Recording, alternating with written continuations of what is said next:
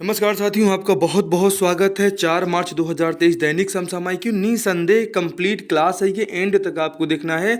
आपको भारत का सामान्य ज्ञान, छत्तीसगढ़ का सामान्य ज्ञान, करंट अफेयर प्लस भारत का करंट अफेयर कुछ भी नहीं छूटेगा। कंप्लीट कैप्सूल बहुत ही जल्द और सबसे ज़्यादा मात्रा में अब करंट अफेयर और स्टैटिक जीके आपको देखने को मिलेंगे। और क्या है खास आज, परम पूज्य ब्रह्मर्षि श्री कुमार स्वामी जी, जिनका आगमन हमारे रायपुर में होने वाला है। दोस्तों, इन्होंने बहुत ऊंचा काम किया है, पूरी सनातन संस्कृति को पूरी दुनिया में लोहा मनवाया है, जिसका कि जो है अमेरिका के राष्ट्रपति, भारत के पूर्व राष्ट्रपति, आप चिदम्बरम को ले लीजिए, रामनाथ कोविंद को ले लीजिए, कोई भी ऐसे राष्ट्रपति नहीं बचे हैं। दोस्तों, इन्होंने किया क्या है दोस्तों, तो ये भगवान श्री राम का एक विशेष गोपनीय मंत्र है, जिससे ये लोगों का परमानेंट कष्ट भी दूर कर देते हैं, उनके दुख को दूर कर देते हैं, उनकी बाधा को दूर कर देते हैं। एक ऐसा है भगवान श्री राम का गुप्त निष्कील मंत्र। ये मंत्र का उच्चारण और इन मंत्रों का जाप जो कि सभी बीमारी और दुखों से दूर करेगा। दोस्तों, ये हैं कौन? ये है अध्यक्ष वर्ल्ड ह्यूमैनिटी पार्लियामेंट के अध्यक्ष हैं ब्रह्मर्षि महाब्रह्मर्षि श्री कुमार स्वामी जी। ये अध्यक्ष वर्ल्ड ह्यूमैनिटी पार्लियामेंट के हैं दोस्तों, जिन्हें भारत के राष्ट्रपति, प्रधानमंत्री, हाउस ऑफ लॉर्ड्स जो यूके ब्रिटेन की पार्लियामेंट है कि 800 सांसदों की ओर से pride of the world award से सम्मानित किया गया। दोस्तों, ये आप याद रखिएगा। इनका आगमन कहाँ हो रहा है? हमारे छत्तीसगढ़ में हो रहा है, रायपुर में इनका आगमन हो रहा है और ये इनका कार्यक्रम कल से ही होगा। तो आप इनके कार्यक्रम को जरूर देखेंगे। और दोस्तों, इन्होंने विश्व भर में जो है सनातन संस्कृति का लोहा मनवाया है, इसलिए आप इन्हें याद रखिए, क्योंकि भारत के राष्ट्रपति एपीजे अब्दुल कलाम, प्रणब मुखर्जी, रामनाथ कोविंद, प्रधानमंत्री, जिन्होंने सनातन धर्म का लोहा विश्व भर में फहराया, उनका सम्मान कर चुके हैं। पूरे विश्व में आदि सनातन धर्म की मूल शक्ति भगवान श्री राम की हो रही जय जयकार। 200 वर्ष प्राचीन विश्व के श्रेष्ठ विद्वानों की संसार की जो है दोस्तों, श्री काशी विद्युत परिषद ने स्वामी जी को विश्व के सबसे महान महाब्रह्मर्षि पद से विभूषित किया है। इसे आप जरूर याद रखिएगा दोस्तों। और ये प्रधानमंत्री श्री नरेंद्र मोदी जी भी सम्मानित उन्हें कर चुके हैं, इसलिए ये बहुत ही महत्वपूर्ण है। और अभी हाल ही में दोस्तों अमेरिकी सीनेट में मनाया गया ब्रह्मर्षि श्री कुमार स्वामी का डे विश्व के करोड़ों लोगों के दुखों रोगों से मुक्त करने के लिए महाब्रह्मर्षि का अमेरिका में अद्भुत राजकीय सम्मान हुआ था। इसे भी आप याद रखिएगा। और यही कार्यक्रम दोस्तों, प्रभु कृपा दुख निवारण समागम का आयोजन 4 से 5 मार्च को अति आधुनिक शहर रायपुर के अमर मैरिज पैलेस में होगा। दोस्तों, ये सब कुछ सही है क्या? सनातन संस्कृति का फिर से बजेगा डंका और विज्ञान भी इसे मान्यता दे रहा है। ये बिल्कुल परफेक्ट है। और दोस्तों, आंखों में अरमान लिया, मंजिल को अपना मान लिया, मुश्किल क्या आसान क्या, जब ठान लिया तो ठान लिया। आइए बताते हैं आज की क्या है महत्वपूर्ण सुर्खियां और क्या है खास न्यूज आपके लिए। देखिए दोस्तों, गांधी और बुद्ध की धरती से G20 के विदेश मंत्रियों को पीएम मोदी ने दिया दिल्ली से संदेश। वरिष्ठ आईपीएस अधिकारी रश्मि शुक्ला को सशस्त्र सीमा बल, जिसे आप बीएसएफ कहते हैं, उसका बनाया गया महानिदेशक। बेलारूस की एक अदालत ने 2022 की शांति का नोबेल पुरस्कार प्राप्तकर्ता अलेस बिलियास्की को सरकार विरोधी गतिविधियों के कारण 10 साल की सजा बेलारूस की अदालत ने सुना दिया है भैया। वित्तीय साल 2022-23 में छत्तीसगढ़ का मुख्य बजट में ओबीसी के लिए उमड़ा मुख्यमंत्री का प्यार। ओबीसी के विद्यार्थियों को पोस्ट मैट्रिक छात्रवृत्ति वितरण के लिए 150 करोड़ रुपए का प्रावधान। वित्तीय साल 2022-23 में छत्तीसगढ़ का मुख्य बजट 1,15,000 करोड़ से ज़्यादा जाने का अनुमान। दोस्तों, वित्तीय साल 2022-23 में छत्तीसगढ़ का मुख्य बजट छत्तीसगढ़िया ओलंपिक के लिए दिए मुख्यमंत्री ने 22 करोड़। और वित्तीय साल 2022-23 में छत्तीसगढ़ का मुख्य बजट में राष्ट्रीय ग्रामीण आजीविका मिशन योजना के लिए दिए गए 60 करोड़ 59 लाख। एग्जाम में ऐसे ही पूछे जाते हैं, आपको इसका पूरा रेफरेंस बताएंगे। वित्तीय साल 2022-23 में छत्तीसगढ़ का मुख्य बजट दोस्तों, ये तृतीय अनुपूरक बजट में जो राजस्व व्यय के लिए है 2,575 करोड़ रुपए और पूंजीगत व्यय के लिए 2,575 करोड़ रुपए। ये आप याद रखिएगा, राजस्व व्यय के लिए 2,575 और पूंजीगत व्यय के लिए जो है दोस्तों, इसे हम पूरा डिटेलिंग आपको करने वाले हैं, इसे भी सब कुछ बताएंगे। दोस्तों, दुनिया की दूसरी सबसे महंगी महिला टीम बनी बीसीसीआई की WPL, हमने कल भी आपको बताया था। वुमेन्स प्रीमियर लीग जो है हमारी WPL, ये दोस्तों दुनिया में सबसे महंगी महिला लीग बन चुकी है। दूसरी सबसे महिला लीग हम पहली को भी बताएंगे आपको। भोरम देव महोत्सव 2023 का आयोजन के पूर्व कवर्धा जिले में हुए दंगों में पुलिस अधीक्षक सहित कई पुलिसकर्मी हुए लहूलुहान। दोस्तों, बीसीसीआई की पहली महिला प्रीमियर T20 का आगाज़ कब हुआ दोस्तों? तो इसका आगाज़ आज से हो चुका है, 4 मार्च से इसका आगाज़ हो चुका है और ये WPL जो है स्टार्ट हो चुका है। इसमें सबसे महंगी महिला खिलाड़ी के बारे में आपसे पूछा जा सकता है, आप उसे भी हमें बताएंगे। और नहीं तो क्लास में अंत तक बने रहिए, सब कुछ साफ साफ हो जाएगा दोस्तों। अंतर्राष्ट्रीय ओलंपिक समिति ने हाल ही में ओलंपिक स्पोर्ट्स सीरीज 2023 का आयोजन कहाँ करने का लिया है निर्णय, तो ये सिंगापुर में होगा भाई साहब, इसको आप याद रखिएगा। अंतर्राष्ट्रीय ओलंपिक कमेटी जो है इन्होंने निर्णय लिया है कि ये स्पोर्ट्स सीरीज 2023 का आयोजन करेगी। इसमें पूछा जा भाई इसी स्पोर्ट्स सीरीज में है क्या, तो आप उसके लिए मत परेशान हो, उसको भी हम आपको पूरा बताएंगे। अंतर्राष्ट्रीय ओलंपिक समिति ने हाल ही में ओलंपिक स्पोर्ट्स सीरीज 2023 का आयोजन सिंगापुर में आयोजित किए जाने की घोषणा की है। इसमें दोस्तों कितने खेलों को शामिल किया गया है, तो भाई साहब इसमें 9 खेलों को शामिल किया गया है, इसे आप याद रखिएगा, ठीक है। और दोस्तों हम बताते हैं कौन कौन से खेल इसमें शामिल होंगे जो आईओसी कर रही है अंतर्राष्ट्रीय ओलंपिक समिति ने। दोस्तों इस स्पोर्ट्स सीरीज में 9 खेल शामिल होंगे, जिसे तीरंदाजी, जिसे आप टिक टैग बो कहते हैं, बेसबॉल है, शतरंज, cycling, dance, just dance, motor sport जिसे ग्रैंड टूरिस्मो कहा जाता है, selling, virtual rank time, taekwondo और टेनिस शामिल हैं। ये 9 खेल जो है इसमें होंगे, इसे याद रखिए, एग्जाम में पूछे जा सकते हैं। दोस्तों भारत के मुख्य आर्थिक सलाहकार कौन है, सीईए के बारे में आपसे पूछा जा रहा है, तो भैया आपको बार बार बताया जा रहा है कि वी अनंत नागेश्वरन को आपको याद रखना है। ये जो है भारत क्या है, ये हमारे सीईए हैं, ठीक है, आप सीईए को याद रखिएगा। और बी आर सुब्रमण्यम को पूछ लिया जाए तो ये नीति आयोग के भैया सीईओ हैं, ठीक है। नीति आयोग का अध्यक्ष कौन होता है, प्रधानमंत्री होते हैं, ठीक है। और मुख्य चुनाव आयुक्त के बारे में पूछ लिया जाए तो राजीव कुमार को याद रखिएगा। और शक्तिकांत दास कौन है, तो आरबीआई की हमारे रिजर्व बैंक ऑफ इंडिया के गवर्नर हैं, इन्हें भी आप याद रखेंगे। दोस्तों WPL की सबसे महंगी महिला खिलाड़ी कौन है भैया, तो ये स्मृति मंधाना है जो सबसे महंगी महिला खिलाड़ी हैं। हरमनप्रीत कौर ये कौन है, तो ये जो है इसकी कप्तान है, किसकी, मुंबई इंडियंस टीम की। और जो चार्लोट एडवर्ड्स हैं ये उसकी बैटिंग कोच हैं। और झूलन गोस्वामी क्या है, बॉलिंग कोच है, इन्हें भी आप याद रखिएगा। तो इस प्रश्न का जो सही उत्तर हो जाएगा, सबसे महंगी खिलाड़ी कौन हो गई, स्मृति मंधाना हो गई। कप्तान कौन है भैया, ये मुंबई इंडियंस टीम की WPL में तो हरमनप्रीत कौर है। और इसी मुंबई इंडियंस की जो कोच हैं चार्लोट एडवर्ड्स हैं। और झूलन गोस्वामी इसकी जो है क्या है, महिला कैप्टन है MI की, ठीक है। आगे बढ़ते हैं।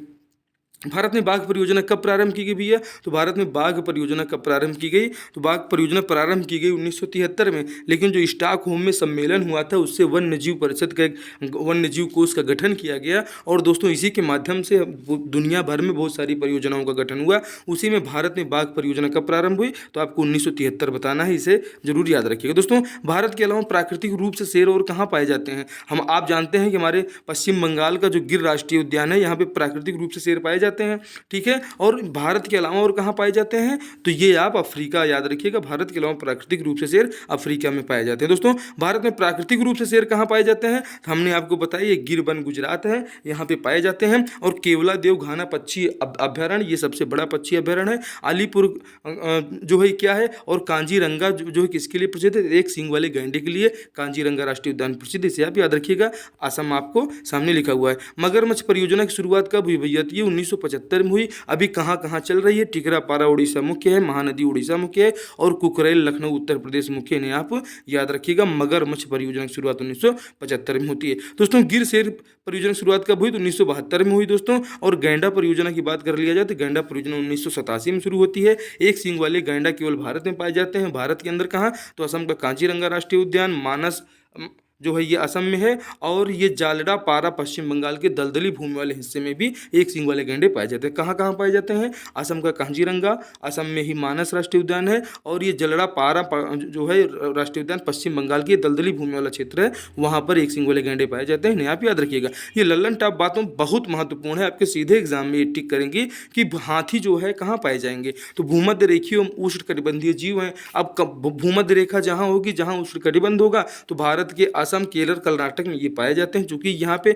भारी वर्षा भी होती है और उच्च टेम्परेचर भी रहता है। हाथियों की संख्या बढ़ाने के लिए हाथी परियोजना कब प्रारंभ की गई, 1992 में प्रारंभ की गई, इसे आपको याद रखना है। लल्लन टॉप में देखिए दोस्तों कि हाथी जो है ये भूमध्य रेखीय क्षेत्र में पाया जाता है। लेकिन हाथियों के महत्वपूर्ण निवास कौन से हैं भैया, तो असम में एक दिहाई पटकाई बूम राष्ट्रीय उद्यान देखा आपने, कांजीरंगा राष्ट्रीय उद्यान देखा, केरल में पेरियार राष्ट्रीय उद्यान है, और कर्नाटक में ये मैसूर और भद्रा के वनों में भी हाथियों के प्राकृतिक आवास हैं। ये सीधे एग्जाम में आते हैं, नहीं याद रखिएगा। एक बार इस क्लास को फिर से रिवाइज करिएगा और आपको याद हो जाएगा कि असम के देहंग पटकाई और कांजीरंगा राष्ट्रीय उद्यान, केरल में पेरियार राष्ट्रीय उद्यान और कर्नाटक के मैसूर और भद्रा के वनों में जो है ये हाथियों के महत्वपूर्ण निवास स्थान, है, इसे आप याद रखिएगा। दोस्तों ग्रेट इंडियन बस्टर्ड कहाँ पाई जाती है? तो दोस्तों ग्रेट इंडियन बस्टर्ड जैसलमेर और मालवा में पाई जाता है, या विलुप्त प्राय स्थिति में है। और कच्छ का रण में जो है जंगली गधों के लिए प्राकृतिक निवास है। लेकिन जंगली गधे भाई साहब आखिर में कैसे हैं कि कच्छ जो है गुजरात में पड़ता है, गुजरात में तो भाई परिभाषा बदल देनी चाहिए, क्योंकि गुजरात में जंगली गधे तो पाए ही जाते हैं, लेकिन गधों की परिभाषा जो हम लोग समझते आ रहे थे वो गधों की परिभाषा नहीं है, क्योंकि वहाँ से तो इतने महान महान लोग, महात्मा गांधी प्रधानमंत्री जैसे लोग आ रहे हैं, उसके साथ साथ में जंगली गधों का प्राकृतिक निवास भी गुजरात ही है, इसे आप याद रखिएगा। अमित शाह भी अभी गुजरात के हैं भाई साहब, ठीक है। दोस्तों यहीं पे कच्छ के रण में यहाँ फ्लेमिंगो घोंसला बनाकर अंडे देता है, इसे आप याद रखिएगा। और जंगली गधों का प्राकृतिक निवास स्थान कौन सा है? तो कच्छ का रण है, इसे आप याद रखिएगा, बहुत ही महत्वपूर्ण है। दोस्तों हिम तेंदुआ और पांडा हिमालय के उच्च क्षेत्रों में पाए जाते हैं। हिम तेंदुआ कई बार पूछा गया है, जो कहाँ पाए जाएंगे? तो भैया हिम तेंदुआ और पांडा हिमालय कुछ क्षेत्रों में पाए जाते हैं। हिमालय कुछ क्षेत्रों में और जानवर पाए जाते हैं, जैसे जंगली भेड़, साकिन, ये लंबी सींग वाली एक जंगली बकरी होती है, उसे साकिन कहा जाता है। टपीर और पहाड़ी बकरी भी, ये जो जहाँ ज़्यादा हिमालय की ऊंचाई वाले क्षेत्र हैं वहाँ पर पाए जाते हैं। केवला देव घाना पक्षी अभ्यारण्य दोस्तों, यह सर्दियों में यहीं पर साइबेरियन क्रेन आते हैं और ये प्रवासी जगह हेतु प्रसिद्ध है दोस्तों। यह भारत का सबसे बड़ा पक्षी अभ्यारण्य है, केवला देव घाना पक्षी अभ्यारण्य, आप इसे याद रखिएगा। दोस्तों नंदनकानन जूलॉजिकल उद्यान कहाँ है? भुवनेश्वर उड़ीसा में दोस्तों। सफ़ेद बाघों के लिए प्रसिद्ध है हमारा नंदनकानन जूलॉजिकल उद्यान भुवनेश्वर, सफ़ेद बाघों के लिए प्रसिद्ध है। एकदम दिमाग में बैठा के चलिएगा, लल्लन टॉप है, परफेक्ट स्टैटिक जी के हैं, आपको कुछ भी नहीं छूटेगा, ठीक है, एकदम कंप्लीट टॉनिक है। आप डेली इस क्लास को देखिए, आपको जीएस और कहीं जाने की जरूरत नहीं है, करंट्स भी कंप्लीट होगा, जीएस भी कंप्लीट होगा, भारत का भी और छत्तीसगढ़ का भी, ठीक है। अब भारत का सबसे बड़ा चिड़ियाघर पूछ लिया जाए कहाँ है, तो अलीपुर कोलकाता में, और केवला देव घाना क्या था? तो पक्षी अभ्यारण्य था, उसे आप याद रखिएगा, ठीक है। गंगेटिक डॉल्फिन कहाँ पाए जाएंगे भाई? तो गंगा नदी में पाए जाएंगे, और गंगा नदी इतनी ज़्यादा प्रदूषित हो गई थी कि विलुप्त प्राय स्थिति में आ चुकी है। दोस्तों भारत में सबसे ज़्यादा चाय किस राज्य में पैदा होती है? तो हम सभी जानते हैं भैया कि आसाम एकदम फेमस है चाय के लिए, गन्ना के लिए उत्तर प्रदेश फेमस है, आप बिल्कुल याद रखिए, सब टॉप में चल रहे हैं। हमारे देश में सबसे ज़्यादा चावल कौन सा राज्य उत्पादित करता है? तो ये पश्चिम बंगाल उत्पादित करता है, इसे आप याद रखिएगा। लेकिन धान का कटोरा पूछ लिया जाए किसे कहा जाएगा? तो धान का कटोरा छत्तीसगढ़ को कहते हैं, इसे आप याद रखिएगा, ठीक है। और क्यूबा को चीनी का कटोरा कहते हैं कि नहीं कहते हैं? कमेंट में ये से लिख के जरूर बताइए। दुधवा राष्ट्रीय उद्यान कहाँ है भाई साहब? दुधवा राष्ट्रीय उद्यान उत्तर प्रदेश में है, ऑप्शन 2 में ये दिया गया है, बिल्कुल सही है। दोस्तों नाथन लियान ये कौन है? दोस्तों भारत के खिलाफ सर्वाधिक 112 विकेट लेने वाले ये ऑस्ट्रेलिया के स्पिनर हैं, और इससे पूर्व श्रीलंका के ऐसे स्पिनर थे जिन्होंने भारत के खिलाफ सर्वाधिक विकेट लेने वाले गेंदबाजों में थे। तो सबसे ज़्यादा 109 बार जो मुथैया मुरलीधरन ने लिया है, लेकिन लॉथन लियान ने मुथैया मुरलीधरन के रिकॉर्ड को तोड़ दिया है दोस्तों। और इंडियन ओपन थ्रो व जंप टूर्नामेंट, इसका आयोजन कहाँ पे हो रहा है भैया? तो इसका आयोजन विजयनगर कर्नाटक में हो रहा है, इसे भी थोड़ा सा दिमाग में रखिएगा। Indian open through jump tournament आयोजन विजयनगर कर्नाटक, वो विजयनगर वही हम्पी वाला, इसे याद रखिएगा, जिसको आप हरिहर बुक्का के नाम से जानते हैं। और खंडरों का अवशेष किसे कहा जाता है? हम्पी को कहा जाता है, ठीक है, उसे आप याद रखिएगा। ईरानी ट्रैफिक आयोजन कहाँ हो रहा है? तो मध्य प्रदेश में हो रहा हो, तो इस करके बताइए। और ये जो है जाइंट सबमरीन प्रोजेक्ट क्या है, बहुत इस पर चर्चा चल रही है दोस्तों। क्या है, हमारे जो नेवी के पास है वो 11 सबमरीन है, ये सब पुराने हो चुके हैं, ठीक है। तो अब भारत ये चाहता है कि हम एक सबमरीन का निर्माण करें, और वो सबमरीन जर्मनी की इसकी सबसे अच्छी टेक्नोलॉजी है, तो वो चाहता है कि आप यही जर्मनी से ही जो है ये इसको बने, लेकिन इसको आप मेक इन इंडिया के तहत बनाइए। और इसमें लगभग 530 करोड़ रुपए का जो है सेंक्शन भी जहाँ तक होने वाला है। तो ये जाइंट सबमरीन प्रोजेक्ट पूछा जाएगा, ये भारत और जर्मनी के बीच में ये जो है पानी वाली जहाज़ों के लिए ये सब पूरा सिस्टम लगाया जा रहा है, हमने आपको बता दिया।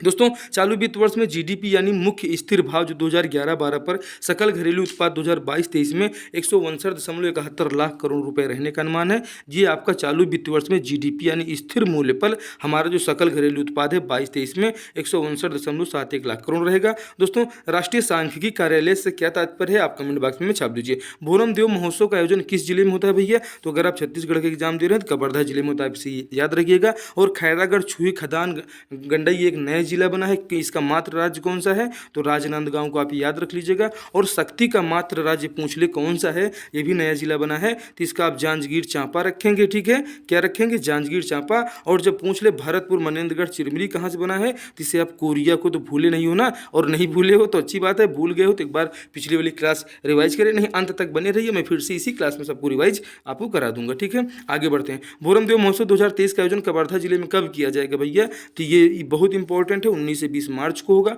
और भोरम देव जो है ये किस लिए प्रसिद्ध है, यहाँ पे क्या क्या है, मड़वा महल कहाँ पे है, आप हमें लिख के बताइएगा। भोरम देव के मंदिर में किस प्रकार की कलाकृतियाँ पाई गई हैं, जो कामदेव को बिल्कुल और जागृत करने वाली मूर्तियाँ हैं, तो वो यहीं पे पाई गई हैं। ठीक है, भोरम देव, ठीक है, आप इसे याद रखिएगा। और भोरम देव महोत्सव का आयोजन 19 से 20 मार्च को होगा, वहाँ पे आना भी है। ठीक है, वरिष्ठ IPS अधिकारी रश्मि शुक्ला को सशस्त्र सीमा बल का महानिदेशक मतलब माफ कीजिएगा, कैंसिल करते हैं इसको। ठीक है दोस्तों, जो हमारी रश्मि शुक्ला जी हैं, रश्मि शुक्ला को क्या बनाया गया है, तो आप जानते हैं बॉर्डर सिक्योरिटी फोर्स, जिसे BSF आप कहते हैं। तो रश्मि शुक्ला जो हैं ये एक IPS अधिकारी हैं और इनको BSF का क्या बना दिया गया है, DGP बनाया गया है। और कब तक के लिए, तो 30 जून 2024 तक इनका कार्यकाल रहेगा, इसे आप याद रखिएगा। ठीक है और देखिए दोस्तों, वित्तीय साल 2022-23 में छत्तीसगढ़ का मुख्य बजट OBC के लिए उमड़ा मुख्यमंत्री का प्यार। और OBC के विद्यार्थियों को पोस्ट मैट्रिक छात्रवृत्ति वितरण के लिए 150 करोड़ की फंड प्रदान किया गया है दोस्तों, इसे याद रखिएगा। और दक्षिण कोरिया के इंचियोन में हो रहे अंतर्राष्ट्रीय एशिया कप सॉफ्टबॉल में कवर्धा की शेरनी कविता सिन्हा का चयन हुआ है, इसे आप याद रखिएगा। ये कहाँ की है, तो भोरम देव महोत्सव भी यहीं हो रहा है और कविता सिन्हा भी यहीं की हैं, इन्हें आप याद रखिएगा। आगे बढ़ते हैं दोस्तों, माफ कीजिएगा। और छत्तीसगढ़ में 27वां भोरम देव महोत्सव का आयोजन 19 से 20 मार्च को किया जाएगा, इसे आप याद रखिएगा। जो 19 से 20 मार्च को हो रहा है ये हमारा 27वां भोरम देव महोत्सव है। जैसे हमारा राज्योत्सव पूछ लिया जाता है कौन से क्रम का था, तो उसे छत्तीसगढ़ भोरम देव महोत्सव भी पूछा जा सकता है कि कौन से क्रम का होने वाला है। ठीक है दोस्तों, निम्न का अर्थ बताएं। ये अर्थ आप देखिए कि चिकमिका पखरा का मतलब क्या है, इसी का मतलब होता है भाई साहब चकमक पत्थर। आवर भावर किंजरथे का मतलब होता है परिक्रमा करना। और होली पर्व माँ होले डांड मतलब होतिका होलिका दहन का स्थान। और सिप चावे का मतलब होता है सुलगाना या आग लगाना, कहाँ के होलिका दहन के लिए। तो होली आने वाली है और दोस्तों होली आपको हमारे साथ मनाना है। उसके लिए छत्तीसगढ़ की बिल्कुल VIP मैराथन क्लास होगी, ना दुख ना तकलीफ, तो क्या खाक मजा है जीने में। बड़े बड़े तूफान थम जाते हैं जब आग लगी हो सीने में। तो अब की बार आपको बिल्कुल एकदम लग जाना है और रख हौसला, वो मंजर भी आएगा, प्यासे के पास चलकर समुंदर भी आएगा। वो इसलिए आएगा कि दोस्तों जो खाली पानी से नहाएगा वो केवल लिबास बदलेगा और जो पसीने से नहाएगा वो इतिहास बदलेगा। तो आपको इस होली हमारी VIP क्लास के साथ रहना है, उसमें आपको टॉप करंट अफेयर छत्तीसगढ़ के जी के सब कुछ बताएंगे, आपको मजा आ जाएगा। चलिए इसका उत्तर बताइए। आप देखिए ये छत्तीसगढ़ी शब्द हैं, ठीक है। चिकमिक पखरा मतलब चकमक पत्थर, आंवर भांवर किंजरथे मतलब परिक्रमा करना। ये छत्तीसगढ़ व्याकरण के लिए बिल्कुल इंपॉर्टेंट है आप, चूँकि भाषा भी आपको पढ़ना है। और होली पर्व में होले डांड का मतलब होता है होलिका दहन का स्थान। और सिप चापे मतलब सुलगाना, उसको लगाना। ठीक है, त्रिपुरा में अभी अभी चुनाव हुआ है दोस्तों, यहाँ पे विधानसभा की 60 सीट है और BJP ने यहाँ 33 सीट जो है जीता है। और ये सरकार जो है BJP ने त्रिपुरा में बना लिया, मतलब पूर्वोत्तर भारत में भी BJP का कब्जा होना प्रारंभ हो गया है भाई साहब। आगे देखिए नागालैंड में भी BJP बहुमत में है और वहाँ सरकार बना रही, विधानसभा की 60 सीटें हैं। कांग्रेस वहाँ को पे लड्डू मिला है, 2-0 मिला है कांग्रेस को। और अन्य जो है 23 खाते में गए हैं, वो कौन है आप उन्हें हमें नाम याद बताइएगा। और दोस्तों मेघालय में 59 विधानसभा की सीटों पर देखिए चुनाव लड़े गए और यहाँ NPP को जो मिले हैं दोस्तों 25 सीट मिला है। आपसे पूछ लिया जाए NPP के जो है अध्यक्ष कौन है, इसके जो है तो कोनराड संगमा को आप जानते हैं भैया, तो वही के कोनराड संगमा जी इसके अध्यक्ष हैं। और इन्होंने एक तरफा चुनाव जीता है मेघालय का, 25 सीट पाया है बहुमत में। बिल्कुल आप देखिए कि इसके साथ BJP मिलना चाह रही है, वो भी सोच रही है कि इनका मिल गठबंधन बना रहे हैं।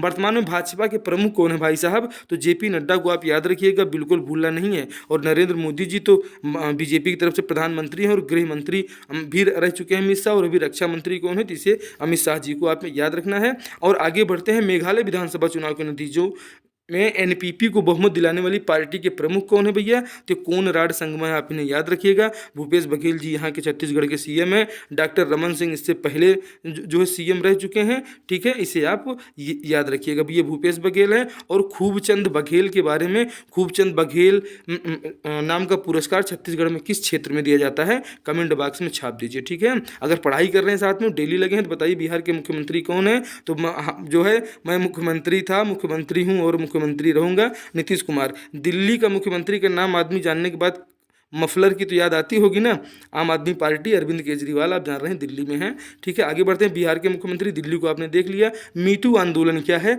महिलाओं से रिलेटिव है, आप कमेंट करके मैं जरूर बताएंगे। ठीक है, आगे देखिए, छत्तीसगढ़ राज्य शासन ने पूरे प्रदेश में शिशु संरक्षण माह कार्यक्रम का शुभारंभ कब किया है, बेहद ही महत्वपूर्ण, एकदम लेटेस्ट करंट अफेयर है दोस्तों। छत्तीसगढ़ राज्य शासन ने पूरे प्रदेश में शिशु संरक्षण माह का आयोजन किया है दोस्तों। ये आयोजन हुआ है 28 फरवरी 2023 को, और ये 1 महीने के लिए कार्यक्रम होगा। जो मुख्यमंत्री सुपोषण अभियान है उसी के तहत जो है छोटे बच्चों के लिए ये 1 माह में उनको बहुत सारे टीका दिए जाएंगे। विटामिन ए का टीका लगाया जाएगा, उनको आयरन दिया जाएगा। सबके बारे में बताते हैं कि विटामिन ए क्या फ़ायदा करता है और जो है आयरन क्या फ़ायदा करेगा। ठीक है, तो दोस्तों ये 1 महीने का कार्यक्रम है। क्या है, जो है पूरे प्रदेश में शिशु संरक्षण माह कार्यक्रम। ये इस कार्यक्रम का आयोजन 28 फरवरी से लेकर 31 मार्च तक होगा। देखो 1 महीना हो गया क्या, तो इसी 1 महीना में जो है क्या होगा भैया, पूरे प्रदेश में शिशु संरक्षण माह कार्यक्रम का शुभारंभ किया गया, जिसके तहत 0 से लेकर 5 वर्ष तक के बच्चों को क्या होगा, आयरन का सिरप पिलाया जाएगा, विटामिन ए की खुराक दी जाएगी। आयरन का सिरप करता क्या है दोस्तों, बच्चों को एनीमिया से मुक्त करता है, जो खून की कमी हो जाती है तो खून की कमी को दूर करता है, और मुख्यमंत्री सुपोषण अभियान को सफल बनाने का एक बहुत अच्छा कार्यक्रम सरकार के द्वारा है, इसे आप याद रखिएगा दोस्तों। खेल एवं युवा कल्याण विभाग तथा जिला प्रशासन राजनांदगांव द्वारा संचालित गुड मॉर्निंग राजनांदगांव योजना सप्ताह के किस दिवस को आयोजित किया जाता है भाई, तो गुड मॉर्निंग राजनांदगांव के लोगों को स्वस्थ करने के लिए शनि जो है रविवार के दिन, माह के जो हमारा प्रथम रविवार रहेगा उस रविवार को ये गुड मॉर्निंग राजनांदगांव कार्यक्रम चलाया जा रहा है दोस्तों। अब आपको बताते हैं विटामिन ए का काम क्या है दोस्तों। विटामिन ए जो है ये 6 से 5 साल तक के बच्चों को आयरन और फॉलिक एसिड सिरप पिलाई जाएगी इसमें, और इसमें क्या है, बच्चों के स्वास्थ्य और कुपोषण से मुक्त रखना इसका उद्देश्य है। विटामिन ए करता क्या है, अगर इसका घोल बच्चों को पिला दिया जाए तो उनकी रोग प्रतिरोधक क्षमता को बढ़ाएगा, उनके अंदर निमोनिया और दस्त से बचाव करेगा, आंखों की रोशनी उनकी बढ़ा देगा, मानसिक रोगों से बचे रहेंगे, शारीरिक और बौद्धिक विकास होगा, इसलिए इसको जरूर लगवाइएगा। और अभी तक अपने बच्चों को आपने नहीं लगवाया तो लगवा लीजिए, और चैनल को सब्सक्राइब कीजिए, क्योंकि सब कुछ मिलेगा आपको, कंप्लीट कैप्सूल है, कुछ भी नहीं बचेगा। एकदम प्रेम से आप देखते चलिए, और पेन पेपर उठा के अगर नोट कर रहे हो तो बहुत अच्छी बात है। छत्तीसगढ़ राज्य शासन ने पूरे प्रदेश में शिशु संरक्षण कार्यक्रम माह का शुभारंभ 28 फरवरी 2023 को किया, जिसमें सरकार का लक्ष्य क्या है भैया, तो सरकार का लक्ष्य है कि विटामिन ए और आयरन के सिरप की खुराक पिलाना, गौवंशियों का संरक्षण, नए उद्यमियों के लिए ऋण, इनमें से कुछ नहीं भाई साहब। अब गौ खरीदी जो है पे क्या क्या बवाल चल रहा है, वो जो गोबर खरीदे पे, उसे आप हमें कमेंट बॉक्स में बताइए। हरियाणा के मुख्यमंत्री कौन है भाई साहब, तो मनोहर लाल खट्टर को आपको यादें होंगे, और उत्तर प्रदेश के बुलडोजर वाले बाबा आपको भी याद रखना चाहिए। और महाराष्ट्र में एक नाथ हैं, ठीक है, महाराष्ट्र में कौन है, तो एक नाथ हैं, एक नाथ सिंधु को आप याद रखिएगा, योगी आदित्यनाथ जी को याद रखिएगा, और हरियाणा के मुख्यमंत्री मनोहर लाल खट्टर को भी याद रखिएगा। और देखिए संयोग है कि तीनों जगह जो है सीएम में बीजेपी वहां पे बनी हुई है दोस्तों। निम्न में से अमेरिका के विदेश मंत्री कौन है भाई, सबकी बात कर रहे हो तो विदेश मंत्री की भी बात होगी, कि अभी जो हैं हमारे G20 के जो हमारे देश हैं, इनके विदेश मंत्रियों की जो बैठक हुई थी अभी दिल्ली में, इसका आयोजन हुआ था। ठीक है भाई साहब, इसका आयोजन दिल्ली में हुआ था, और यहाँ पे चूंकि अमेरिका के विदेश मंत्री हैं एंटनी ब्लिंकन, और रूस के विदेश मंत्री हैं सर्गेई लावरोव, इनके बीच में क्या हुआ था, थोड़ा सा कुछ बातचीत हुई थी, क्योंकि इसमें यूक्रेन और रशिया की युद्ध सबसे टॉप पे आ गया था, भारत की प्राथमिकताओं को बिल्कुल इसमें दूर कर दिया गया। तब जहां अमेरिका और यूक्रेन रूस लोग आ जाएंगे भाई साहब, तो यह कि भारत में ही झगड़ा कर लिए दोनों लोग, कौन कौन, और उधर युद्ध चल ही रहा है, भारत में यहाँ मिले तो यहाँ भी इनका लफड़ा हो गया। और जॉर्जिया मेलोनी का अगर नाम आए तो आप इन्हें याद रखिएगा, चूंकि ये कहाँ की हैं भाई साहब, तो हमें कमेंट बॉक्स में छाप के बताइएगा, नहीं तो हम आपको बता रहे हैं इसी क्लास के एंड में। और व्लादिमीर जेलेंस्की जैसे हमारे यहाँ कार्टूनिस्ट हैं, कौन कार्टूनिस्ट, सबसे अच्छा वाला आप राजपाल को मानिए, ठीक है, राजपाल वाला कार्टूनिस्ट, ठीक है, तो यही कार्टूनिस्ट थे जिन्होंने एक बढ़िया कार्टून बनाया, और ऐसा कार्टून बनाया कि उसमें ये जैसे भी काम कर रहे हैं, व्लादिमीर जेलेंस्की लगातार 1 साल से लड़ रहे हैं, वैसी ही ये बंदा उस जो है टीवी सीरियल में भी लड़ा था, और इसीलिए जनता ने इसको ये बना दिया क्या, जो है वहाँ का राष्ट्रपति, वहाँ का प्रमुख बना दिया। और आज रसिया इनके ऊपर ऐसा चढ़ाई कर दिया है कि छोड़ी बोलने पर भी इनको नहीं छोड़ रहा है। ठीक है भाई साहब। भारत के मुख्य न्यायाधीश कौन है? DY चंद्रचूड़ हैं। क्रम पूछ लिया जाता है, आप बता दीजिए कि 50वें क्रम के